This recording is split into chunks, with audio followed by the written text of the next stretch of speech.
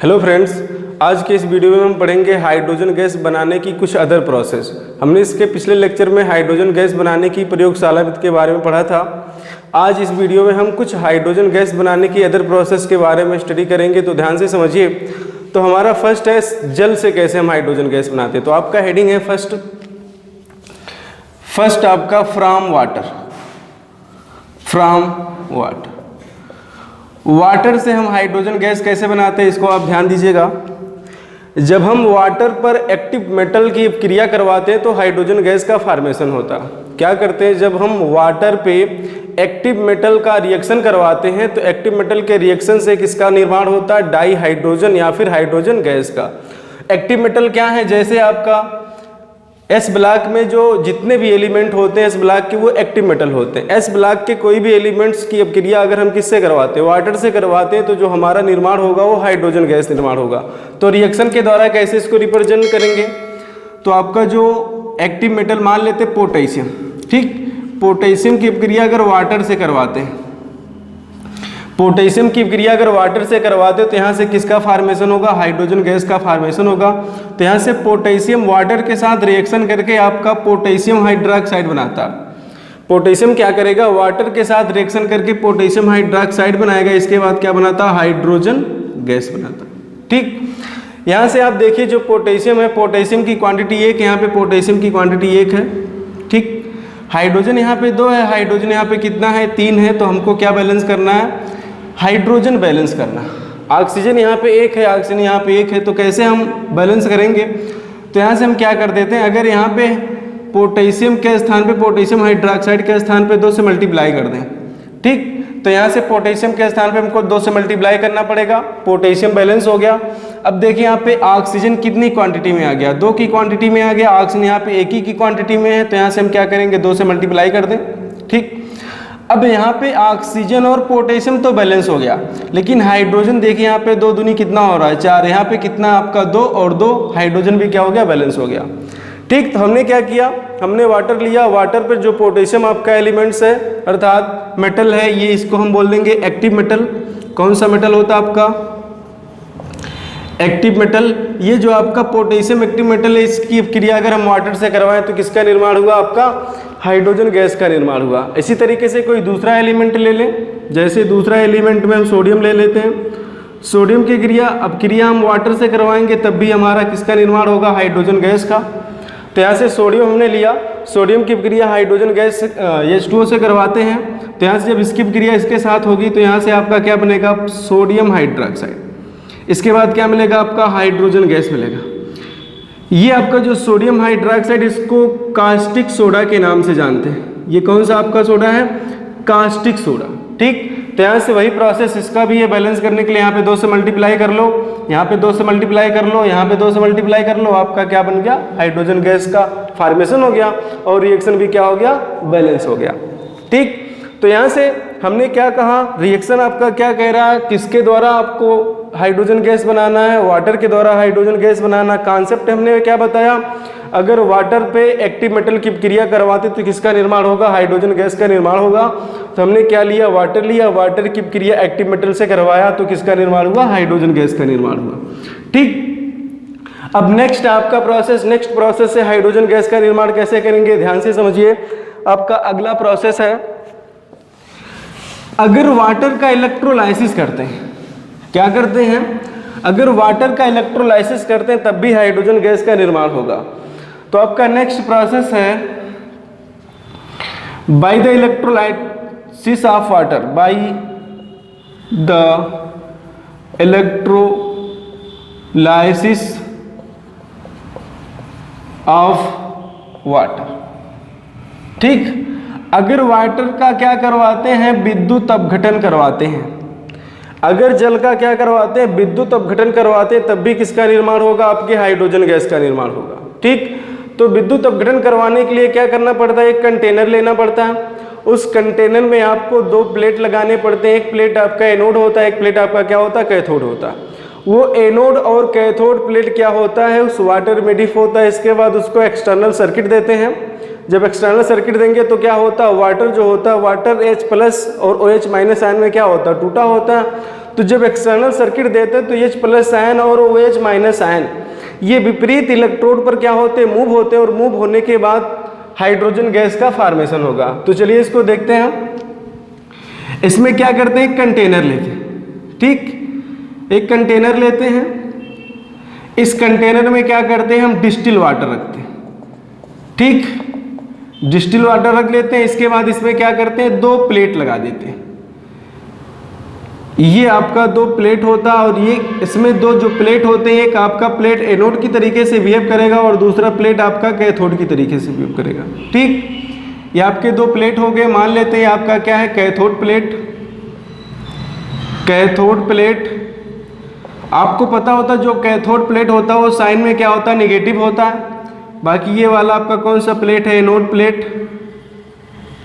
Anode plate, ये जो anode plate होता है साइन में क्या होता है आपका, पॉजिटिव होता, ठीक। अब हम क्या करें, इस एनोड और कैथोड प्लेट को एक्सटर्नल सर्किट दें। इसका मतलब कैथोड और एनोड प्लेट को हम किसी बाह्य परिपथ से अटैच कर देते हैं, ठीक। ये मान लेते हैं हमारा बाह्य परिपथ है, इससे हम क्या कर दिए, एनोड और कैथोड प्लेट को अटैच कर दिए।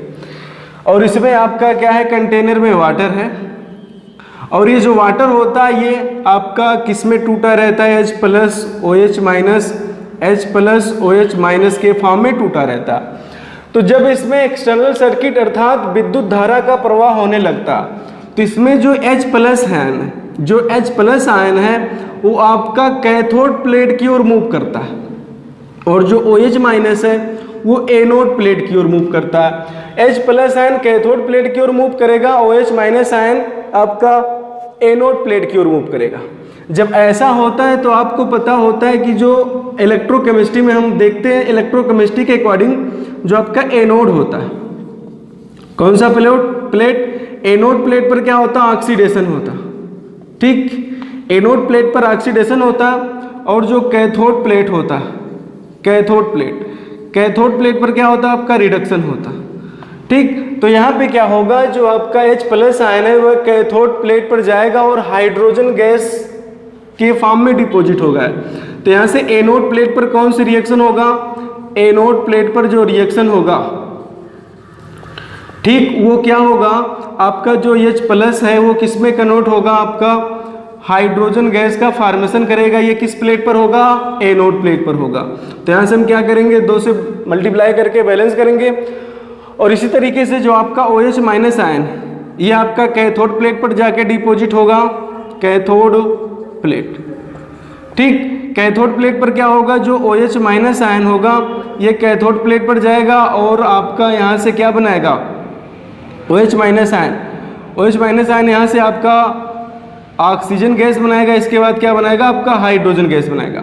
यहाँ से क्या कर लेंगे, रिएक्शन को बैलेंस करेंगे। बैलेंस करने के लिए यहाँ पे क्या करना पड़ेगा आपको, अगर यहाँ पे 4 से मल्टीप्लाई कर दें, 4 से मल्टीप्लाई कर देंगे तो ऑक्सीजन कितनी संख्या में हो जाएगा आपका, 2 की, यहाँ पे ऑक्सीजन 4 की संख्या में हो रहा है, यहाँ पे ऑक्सीजन कितनी की संख्या में हो रहा है आपका, यहाँ पे 3 की संख्या में हो रहा, और हाइड्रोजन यहाँ पे 4 की संख्या में हो रहा, हाइड्रोजन यहाँ पे किसकी संख्या में हो रहा, 2 की संख्या में। तो यहाँ से हम किससे मल्टीप्लाई कर देंगे, 2 से मल्टीप्लाई कर देंगे, ठीक। तो यहाँ से क्या हो जाएगा, आपका रिएक्शन बैलेंस होगा। और रिएक्शन बैलेंस तो हो गया, हमको क्या प्राप्त करना था, हाइड्रोजन गैस प्राप्त करना था।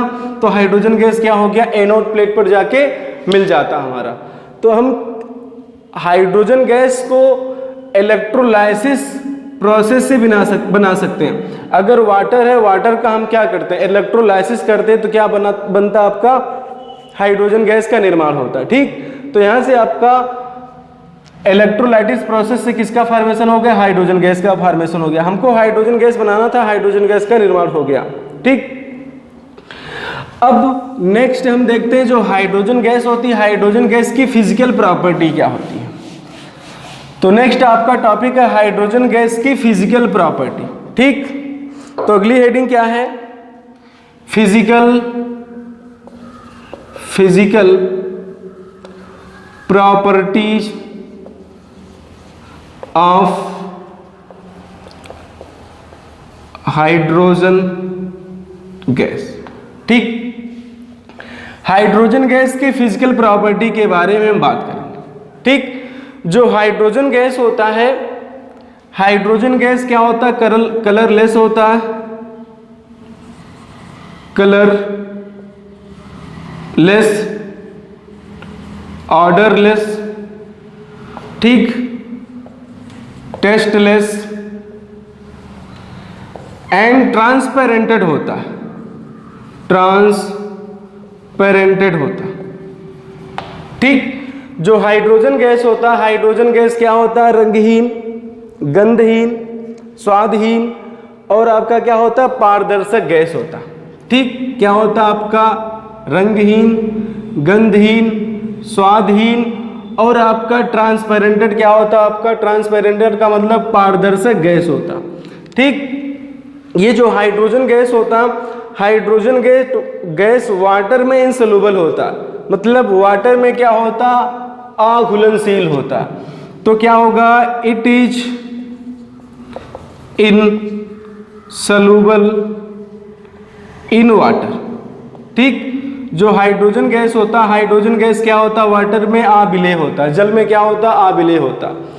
तो हमने पहली प्रॉपर्टी क्या देखी हाइड्रोजन गैस की फिजिकल प्रॉपर्टी में? ये क्या होता? रंगहीन होता है, गंधहीन होता है, स्वादहीन होता है और क्या होता? आपका पारदर्शक होता, ठीक। ये क्या होता है? जो हाइड्रोजन गैस होता है ये वाटर में क्या होता है? अविलेय होता। क्या होता आपका? वाटर में अविलेय होता।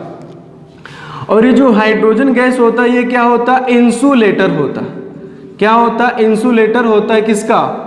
हीट का एंड करंट का, ठीक। जो हाइड्रोजन गैस होता है ये विद्युत और उष्मा का क्या होता है? कुचालक होता। हाइड्रोजन गैस विद्युत और उष्मा का क्या होता? आपका कुचालक होता। और यहाँ से जो हाइड्रोजन गैस होता है ये आपका डायाटॉमिक होता। क्या होता? आपका डाया एटॉमिक होता।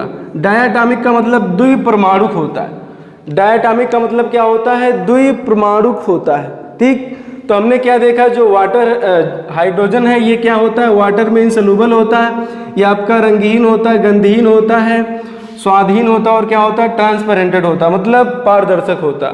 ये आपका विद्युत और उष्मा का क्या होता है? कुचालक होता है, ठीक। ये आपका द्विपरमाणु गैस होता है।